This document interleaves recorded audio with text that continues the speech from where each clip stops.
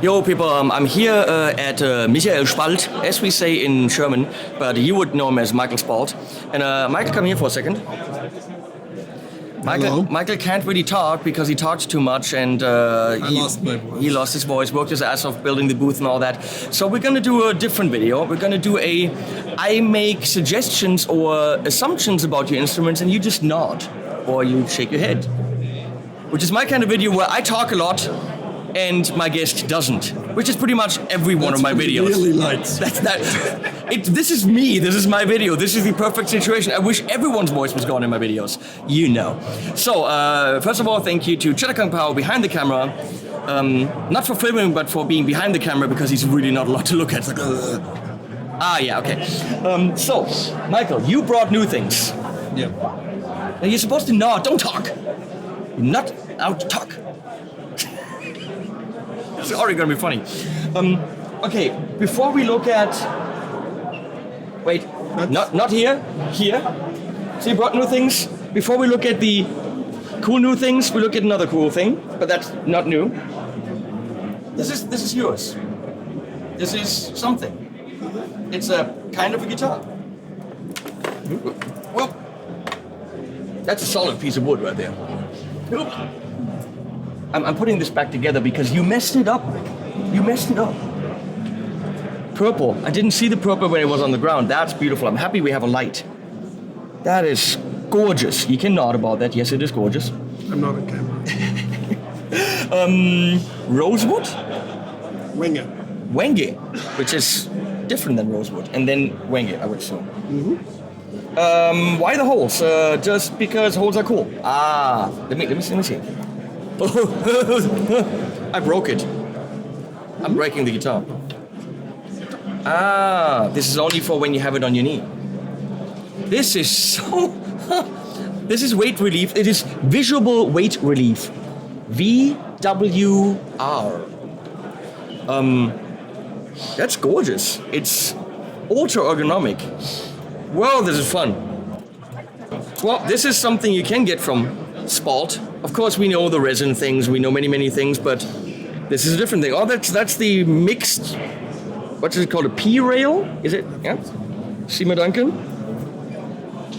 This is definitely a traveler's guitar. Holy crap. I have a headless from Mayonnaise, but the gig bag is literally this tall.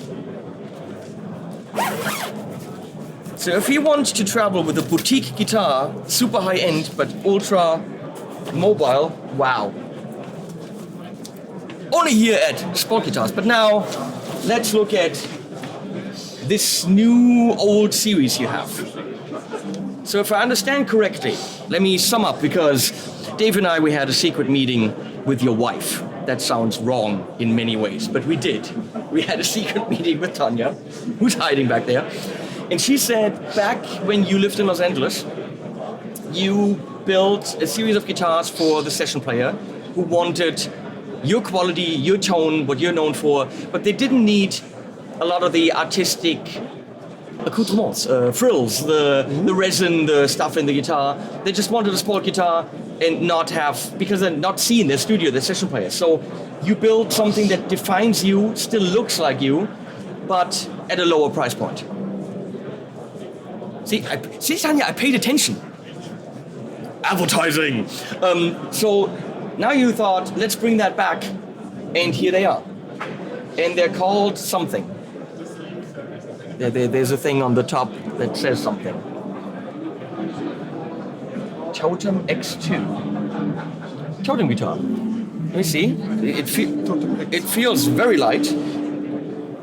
And this is a handmade SPALT. Oh, with the really cool strap rocky things. Very nice.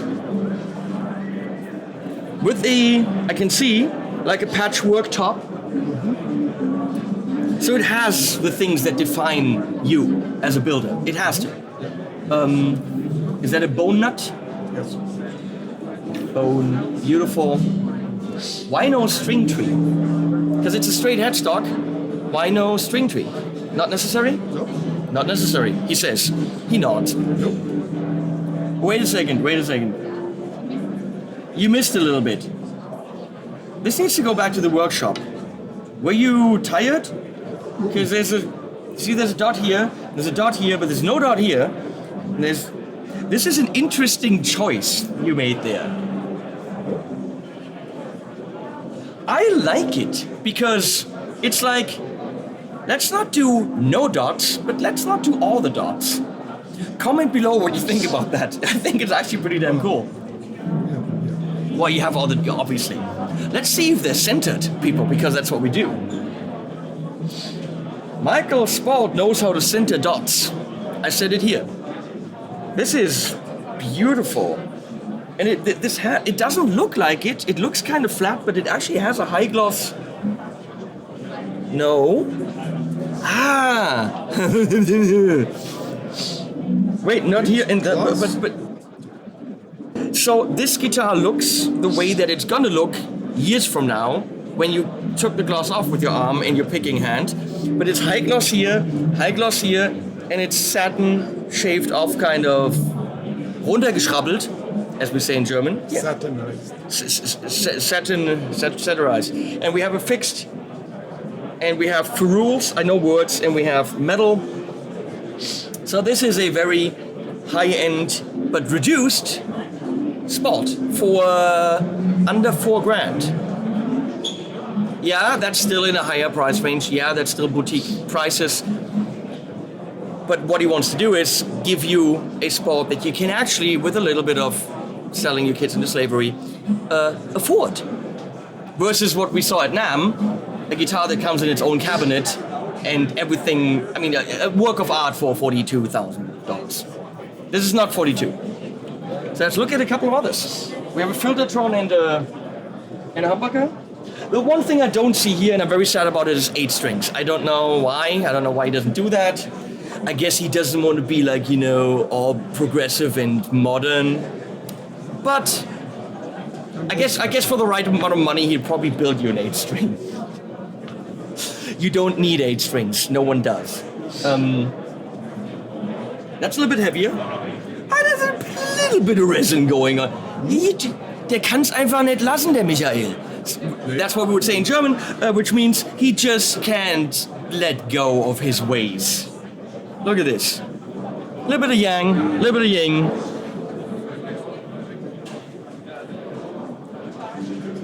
Here he accidentally drilled a hole where it's not supposed to be. Let's pour resin in that. Oh good, now it's a SPALT. I see what you do. You mess up in the workshop, put resin in it, all of a sudden it's a SPALT. Is that what happens? Is that what happened right here?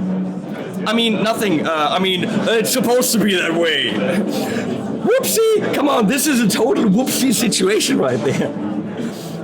And that's what you pay for. Authentic whoopsiness. So much beauty here. Really cool. Then I've got to tuck in the mic. I've already seen a picture of this. The first thing I thought of when I saw that is that you took a Natsangi guitar and took a piece out. Because Werner Wende from Natsangi Guitars loves that kind of grain with that kind of green. I have a Natsangi that looks exactly like that. I got to wave to Sven over there. And it literally looks like you took a chunk out of the guitar that I have on my wall at home and put it into yours. You haven't noticed missing yet? No. It's not my guitar. There's also, you drilled holes. You're sporting it up. Mm-hmm. This is, it feels like, you know, what you do. But a little bit more, let's call it, in a predictable series. You know what you're getting in terms of body shape and all that. Is that the only pickup combination that they're gonna have? This series, yeah, okay. Yep. So we got a TV Jones, Filtertron, and that's something. Fralin? Split. Okay, so you have quite a few options here. Mm-hmm. So you got that, you got that in split, and then you have in the middle that, and there's a lot of that's and that's in this. These you stole off some poor guy's Fender, mm-hmm. Right? There's a twin somewhere that's missing the knobs. Original. I like it. And one more. So each of those will still be highly unique, right? Oh, I love the blues with the other blues. and something that I don't know what that is. Future generations will try to find out what that is. It's going to be the mystery of the SPALT. Is that candy? Were you eating candy? Was falling in there? Damn it, resin, who cares? I love it. I love that. Each guitar will be, let's say, stylistically predictable pickup combination. It's kind of a off-the-line series guitar, but not, because each of them is still highly unique. Great. I would love to have you come to my place and we check those out on amps. Because looking at them is one thing, but we want to hear them. Don't we? Don't we? Comment below. Donate money to him so he can get a train ticket or a bike. Buy an e-bike so he can come here from Vienna. This is cool. Now the question is, if I were to buy one, let's ask Dave. Dave, switch. Which one is yours? This one. I'm a sucker for blue. Blue grabs me right away. The neck is really, really, really, really, really nice. It's not too thin and not too thick. That's what she said. The weight is really good. Look at this belly carve. You know, this is a somewhat T-style body, but not exactly a T-style body. And, you know, those type of guitars don't have this kind of gorgeous, wonderful contour a lot of the time. It's beautiful. This is my favorite, but with this kind of guitar, that's going to be a really personal choice. You know, which one's your favorite? That's the idea. Henning, what about you? I like the idea that on this one, I'm paying for someone to really mess up in the workshop and just pour resin in it. I like that. And I love that little bit because that's one of my favorite colors. But I might be with you because all the blue in that is also speaking to me. So I would ask him to cut that bit off and smack it on there. I don't know. Ultimately, since these are supposed to be working man's guitars that are supposed to have great tone and usability, it would have to come down to playing them and comparing them and which one speaks to me tonally the most. They're very similar. That would be the big question, how much the top influences. I mean, it's wood, everything is going to be very unique, but I would love to hear the differences in those and how subtle they are. The bigger difference, and now I'm going to say something, is, see this one?